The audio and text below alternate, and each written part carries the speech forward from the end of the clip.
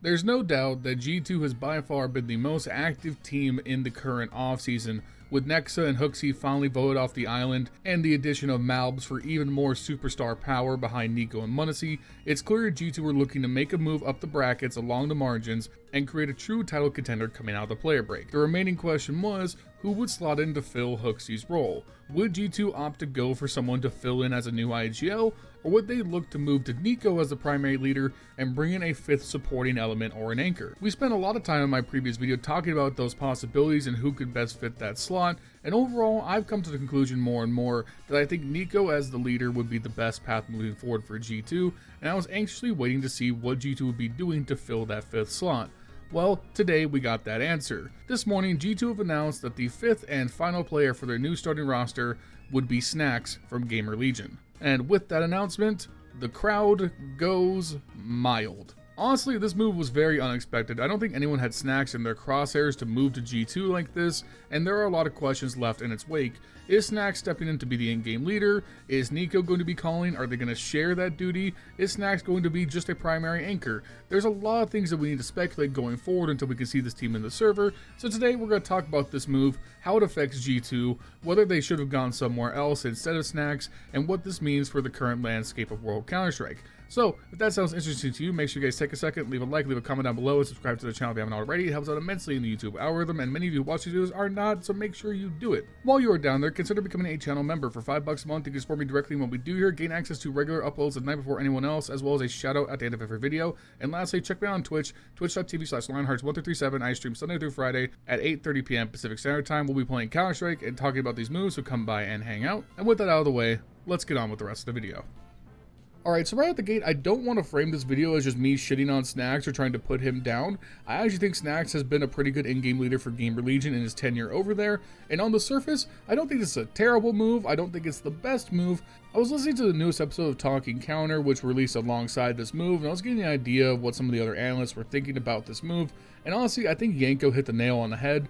This feels like kind of just like a lateral move. This isn't like a supreme upgrade over Hooxi, but it should be a moderate improvement in terms of the fragging production, but it remains unknown just how good of an in-game leader Snax will be when he's working with this top tier talent, constantly playing top tier composition, and expected to produce tournament winning results. Overall, I think Snax is a better individual player than Hooxi. During his time in Gamer Legion, I thought he was an adequate in-game leader. I thought he had some really good aptitude for making mid-round calls, but as was pointed out, Ash definitely feels like a superior coach to what Taz provides for G2, so it does have to be questioned how much of the in-game leadership of Gamer Legion came down to Ash versus Snax. That's something that we'll definitely see play out in the next few months as we see Snax and Taz work together to pilot this G2 core. In terms of production, over the last year, Snax has been a consistent 1.0 rating player. He has flashes where he rolls back the years. He's especially still a great pistol round player. And overall, in terms of the individual ability compared to Hooxi, we're definitely talking about someone who was a former star player, arguably the best Polish player in the history of Counter-Strike, someone who's won championships across many versions of Counter-Strike, and of course was a key aspect of the major winning rosters of Virtus Pro of old. I think if the fit is okay and there's not a whole lot of role conflict, then just slotting in Snax for Hooxi should mean that G2 is going to be better overall as a roster in terms of production. But as was pointed out by Nero on Twitter, the role conflict is a real issue for this new G2 roster. I'll put it on the screen here, but G2 has role conflict on pretty much every single map they play, and that's not good. Who is going to be the person that has to give up and take spots they're not comfortable with? Is it going to be Snax? Are they going to force Malbs, who is a young, unproven star player, to take a step back while the veterans and Munisi, who's arguably the best player in the world, get deference to their spots? Who is going to be the one to take that sacrifice? Because if you sign Malbs and you don't give him the spots he needs, that seems like a waste of money. And at the same time, someone needs to back up and play anchor roles. You need someone to hold down and play the spots that Nexa and Hooxi were playing now that they're out of the team. I really think the role construction is going to be a big issue right away for this team. They're going to have to reconstruct how they play most of the maps and make sure that people are getting the spots they need to. Someone like Hunter is probably going to have to take a step back, because again, if you're not enabling Malbs, Niko, and Munisi to the fullest extent, that to me seems like the biggest waste of your opportunity. And once again, that responsibility is going to fall to Taz and Snax as the leaders of this team to make sure that the construction and the distribution of the roles best maximizes the power they have at hand. If the team falls short, if people aren't able to get their spots, if players are getting frustrated, then that responsibility falls on Taz and Snax's shoulders. So overall, like I said, I think I'm feeling lukewarm on this change as a whole. I think Hooxi going out is a definitive step forward for the team, but I do think that Snax was not the optimal choice. I think they could have done better. I think you can't deny that the roster is certainly better than it was previously, because again, Nexa and Hooxi are gone, and Malbs is a stud, so you've definitely gotten better in terms of your potential. Just the question is, how long is it going to take for this team to settle in, and will they actually be able to contend against teams like Spirit, Mouse, Vitality in the long run? I would say my biggest criticism is actually at the org here. For G2, this feels like a penny pincher move. You've gone out of your way to get rid of your two worst players, really reshape this team around your star core of Niko and m0NESY, and then you go and sign Malbs, who is a great addition, is going to fit in really well, I think. But then when it comes to getting rid of Hooxi and getting his replacement in, it feels like you guys kind of got cold feet. I would have really taken a risk here because you got to try and capitalize on this window while it's here. Like I've said before, this is not a very secure top 10. If you make the right move, maybe you go out there and get a bona fide anchor or support player instead of Snax, and you move to Niko as the IGL, you could see G2 make the leap to be a potential #1 player in the world. Or, if that's not the case, I think you go and get another more established in-game leader, someone who's more proven on a tier 1 level. The biggest and most obvious criticism you can levy at Snax is that he's averaged a 1.0 rating and not been able to do much at tier 2 with Gamer Legion. What's his transition to being in tier 1 competition constantly going to be like? That's a huge question mark against him. Whereas if you went with someone like Glaive, or even maybe taking a risk on someone like Cadian, or gone to maybe someone like JT from Complexity, you would have had players who have been in-game leading at the tier 1 level for a significant period of time. That's someone that are more proven, more vetted over someone like Snax. It definitely makes me question and raise an eyebrow at how much potential influence Taz had over this move. Taz and Snax were teammates for a very long period of time, and while publicly we knew that relationship was rocky towards the end of Virtus Pro, that doesn't mean that time hasn't healed those wounds, and looking back, Taz is like, yeah, well, you know, I see Snax at Gamer Legion, I've worked with him for so long, why don't we take a chance on him? It just feels like G2 have really dropped the ball at the last moment.